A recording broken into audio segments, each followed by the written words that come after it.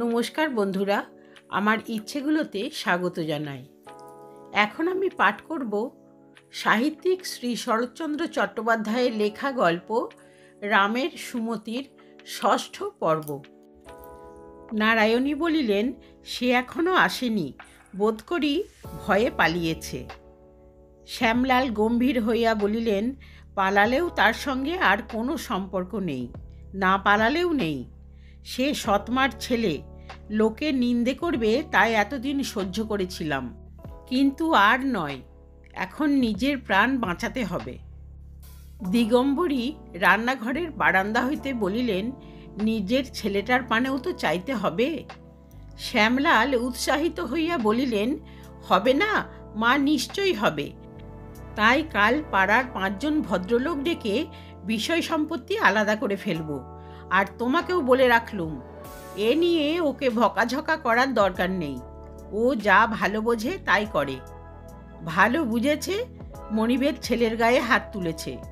দিগম্বরী মনে মনে পরমান্বিত হইয়া বলিলেন, নারানী কেন যে ওকে শাসন করতে যায়, আমার তো দেখে ভয়ে বুক কাঁপে।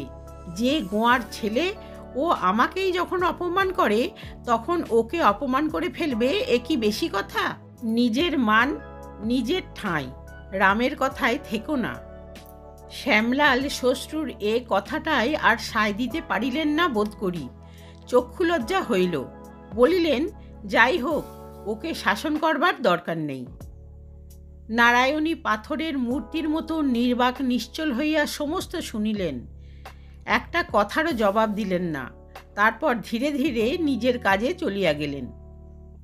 ঘণ্টাখানেক পর নিত্য আসিয়া চুপি চুপি বলিল, মা, ছোটবাবু ঘরে এসেছে। নারায়ণী নিঃশব্দে উঠিয়া গিয়া রামের ঘরের মধ্যে ঢুকিয়া কপাট বন্ধ করিলেন। রাম খাটের উপর চুপ করিয়া বসিয়া কি ভাবিতেছিল। দরজা বন্ধ করার শব্দে চমকিয়া মুখ তুলিয়া দেখিল, বৌদিদি দ্বার রুদ্ধ করিয়া দিয়াছেন এবং ঘরের কোণে তাহারই একগাছা পাতলা বেতের ছড়ি ছিল, তাহাই তুলিয়া লইতেছেন। সে তৎক্ষণাৎ লাফাইয়া খাটের ওধারে গিয়া দাঁড়াইল। নারায়ণী ডাকিলেন, এদিকে আয়। রাম হাত জোর করিয়া বলিল, আর করব না বৌদি, এইবারটি ছেড়ে দাও। নারায়ণী কঠিন হইয়া বলিলেন, এলে কম মারব, কিন্তু না এলে এই বেত তোমার পিঠে ভাঙব। রাম তথাপি নড়িল না, সেইখানে দাঁড়াইয়া মিনতি করিতে লাগিল, 3 সত্যি করছি বৌদি, আর কোনোদিন করব না, কান বলছি বৌদি। নারায়ণী খাটের উপর ঝুঁকিয়া পড়িয়া সপাত করিয়া এক ঘা বেত তাহার ঘাড়ের উপর বসাইয়া দিলেন। তাহার পর বেতের পর বেত পড়িতে লাগিল। প্রথমটা সে ওদিকে দৌড় খুলিয়া পলাইবার চেষ্টা করিল, তারপর ঘরময় ছুটোছুটি করিয়া আত্মরক্ষার চেষ্টা করিল, শেষে পায়ের তলায় পড়িয়া চেঁচাইতে লাগিল। নেত্য পেছনে আসিয়া জানলার ফাঁক দিয়া দেখিতেছিল, কাঁদিয়া বলিল, মা, ছেড়ে দাও মা, আমি ঘাট মানছি। দিগম্বরী খিচিয়া উঠিয়া বলিলেন, তুই সব কাজে কথা কইতে আসিস কেন বলতো? শ্যামলাল ঘরের ভিতর হইতে ডাকিয়া বলিলেন, কি হচ্ছে, ও সারা রাত ঠ্যাঙাবে নাকি? নারায়ণী বেত ফেলিয়া বলিলেন, মনে থাকে যেন। রাম ভাত খাইতে বসিয়াছিল। দিগম্বরী আড়ালে বসিয়া সুর তুলিয়া বলিলেন, অত বড় ছেলেকে অমন করে মারা কেন? ওর বড় ভাই কোনো দিন গায়ে হাত তোলে না। নেত্য কাজ করিতে করিতে বলিল, তুমি কম নও দিদিমা, তুমিই তো সব কথা এসে মাকে লাগাও। সে রাত্রে অত মার তাহার মোটেই ভালো লাগে নাই। রাম শুনিয়া চোখ পাকাইয়া বলিল, ডাইনি বুড়ি আমাদের সব খেতে এসেছে। দিগম্বরী চেঁচাইয়া উঠিলেন, নারায়ণী, শুনে যা তোর দেওরের কথা। নারায়ণী স্নান করিতে যাইতেছিলেন, ফিরিয়া আসিয়া ক্লান্তভাবে বলিলেন, পারিনে মা আর কথা শুনতে।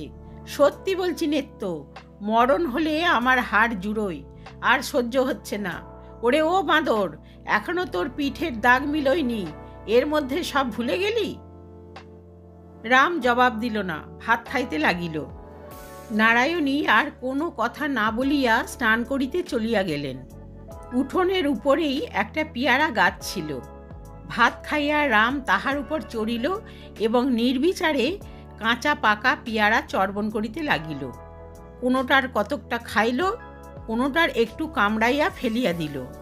নিতান্ত কাঁচাগুলা নিরর্থক ছিঁড়িয়া এদিকে ওদিকে ছুঁড়িয়া ফেলিতে লাগিল। দেখিয়া দিগম্বরীর গা জ্বালা করিতে লাগিল। নারায়ণী বাড়িতে নাই। তিনি আর সহ্য করিতে না পারিয়া বলিলেন, তোমার জন্য তো বাছা পাকা পেয়ারা দাঁতে কাটবার জো নেই। কাঁচাগুলো নষ্ট করে কি হচ্ছে? রাম কোনো দিনই তাহার কথা সহিতে পারিত না। বিশেষ এইমাত্র নেত্তর কাছে মার খাইবার কারণ জানিতে পারিয়া রাগে ফুলিতেছিল। গাছের উপর হইতে চেঁচাইয়া বলিল, বেশ করছি বুড়ি। এই বিশেষণটা দিগম্বরী সবচেয়ে অপছন্দ করিতেন। মুখ বিকৃত করিয়া বলিলেন, বুড়ি বেশ করছো? আচ্ছা আসুক সে, যেমন কুকুর তেমনি মুগুর হওয়া চাইতো। কি বেহায়া ছেলে বাবা, মার খেয়ে পিঠের চামড়া উঠে গেল, তবু লজ্জা হলো না। রাম উপর হইতে বলিল, ডাইনি বুড়ি। ডাইনি বুড়ি? যত বড় মুখ নয় তত বড় কথা। পাজি হারামজাদার নাপ বলছি। রাম বলিল, নাববো কেন? তোমার বাবার গাছ? দিগম্বরী খেপিয়া উঠিলেন, চিৎকার করিয়া বলিলেন, বাপ তুললি? শুনলি নেত্য, শুনলি? ঠিক এই সময় নারায়ণী ঘাট হইতে আসিয়া পড়িলেন। গাছের উপর দৃষ্টি পড়িতেই বলিলেন, ভাত খেয়ে স্কুল গেলি নে? গাছে চড়েছিস যে? রাম ভাবিয়া রাখিয়াছিল, গাছের উপর হইতে দূরে বৌদিকে আসিতে দেখিয়াই সে নামিয়া পলাইবে, কিন্তু ঝগড়ায় ব্যস্ত থাকায় পথের দিকে নজর করে নাই। বৌদিদি একেবারে উঠোনে আসিয়া দাঁড়াইয়াছেন। সে ভয়ে বলিল, পিয়ারা খাচ্ছি। তা তো খাচ্ছিস, স্কুলে গেলি নে? আমার পেট কামড়াচ্ছে যে। নারায়ণী জ্বলিয়া উঠিয়া বলিলেন, তাই ভাত খেয়ে উঠে কাঁচা পেয়ারা চিবোচ্ছ? দিগম্বরী মেয়ের গলা শুনিয়া ছুটিয়া আসিয়া বলিলেন, হারামজাদা ছোঁড়া, আমার বাপ তোলে, বলে নাববো কেন, তোমার বাপের গাছ? নারায়ণী চোখ তুলিয়া বলিলেন, বলেছিস? রাম চোখ মুখ কুঞ্চিত করিয়া বলিল, না বৌদি, বলিনি। দিগম্বরী চেঁচাইয়া উঠিলেন, বলিসনি হারামজাদা? নেত্য সাক্ষী আছে। তারপর মুখ বিকৃত করিয়া সানুনাসিক সুর করিয়া বলিতে লাগিলেন, সেদিন যখন বেতের উপর বেত পড়েছিল তখন আর করব না বৌদি, পায়ে পড়ি বৌদি, মরে গেলুম বৌদি, চেপে ধরলে চিঁচি করো আর ছেড়ে দিলে লাফ মারো হারামজাদা। রাম আর সহ্য করিতে পারিল না। তাহার হাতে একটা বড় কাঁচা পিয়ারা ছিল, ধাঁ করিয়া ছুঁড়িয়া মারিয়া দিল। সেটা দিগম্বরীকে স্পর্শ করিল না, নারায়ণীর ডান ভ্রুর উপরে গিয়া সজোরে আঘাত করিল। এক মুহূর্তের জন্য চোখে অন্ধকার দেখিয়া তিনি সেইখানেই বসিয়া পড়িলেন। দিগম্বরী ভয়ঙ্কর চেঁচামেচি করিয়া উঠিলেন। নেত্য কাজ ফেলিয়া ছুটিয়া আসিল। রাম গাছ হইতে লাফাইয়া পড়িয়া ঊর্ধ্বশ্বাসে দৌড় মারিল। দুপুরবেলা শ্যামলাল স্নানাহার করিতে আসিয়া দেখিলেন ভীষণ কাণ্ড। নারায়ণী নির্জীবের মতো বিছানায় পড়িয়া আছেন। তাহার ডান চোখ ফুলিয়া ঢাকিয়া গিয়াছে। তাহার উপর ভিজা ন্যাকড়ার পটি বাঁধিয়া নেত্য পাখা লইয়া বাতাস করিতেছে। দিগম্বরী আজ আর আড়ালে গেলেন না। সামনেই চিৎকার করিয়া কাঁদিয়া বলিলেন, রাম মেরে ফেলেছে নারায়ণীকে। শ্যামলাল চমকিয়া উঠিলেন। কাছে আসিয়া আঘাত পরীক্ষা করিয়া দেখিয়া কঠিনভাবে স্ত্রীকে বলিলেন, আজ তোমাকে আমি দিব্যি দিচ্ছি, যদি ওকে খেতে দাও, যদি কোনো দিন কথা কও, যদি কোনো কথায় থাকো, সেই দিন যেন আমার মাথা খাও। নারায়ণী শিহরিয়া উঠিয়া বলিলেন, চুপ করো, চুপ করো, ও কথা মুখে এনো না। শ্যামলাল বলিলেন, আমার এত বড় দিব্যি যদি না মানো, সেই দিনে যেন তোমাকে আমার মরা মুখ দেখতে হয়, বলিয়া ডাক্তার ডাকিয়া আনিতে নিজেই চলিয়া গেলেন। সমস্ত দিন নদীর ধারে ধারে বেড়াইয়া, বসিয়া, দাঁড়াইয়া, অসম্ভব কল্পনা করিয়া রাম সন্ধ্যার অন্ধকারে লুকাইয়া বাড়ি ঢুকিল। দেখিল উঠোনের মাঝামাঝি ছেঁচা বাঁশের বেড়া দিয়া বাড়িটাকে দুই ভাগ করা হইয়াছে। নাড়া দিয়া দেখিল বেশ শক্ত, ভাঙা যায় না। রান্নাঘরে আলো জ্বলিতেছিল। চুপি চুপি মুখ বাড়াইয়া দেখিল সেখানেও ওই ব্যবস্থা করা হইয়াছে। ঘরে কেহ নাই, শুধু একরাশ পিতল কাঁসার বাসন মেঝের উপর পড়িয়া আছে। ব্যাপারটা যে কি তাহা ঠিক না বুঝিতে পারিলেও সকালবেলার কাণ্ডটার সহিত কেমন করিয়া যেন যোগ রহিয়াছে তাহা অনুমান করিয়া তাহার বুক শুকাইয়া উঠিল। তখন ফিরিয়া গিয়া সে চুপ করিয়া তাহার নিজের ঘরের মধ্যে বসিয়া বাটির অপর খণ্ডের গতিবিধি শব্দ সারা শুনিতে লাগিল।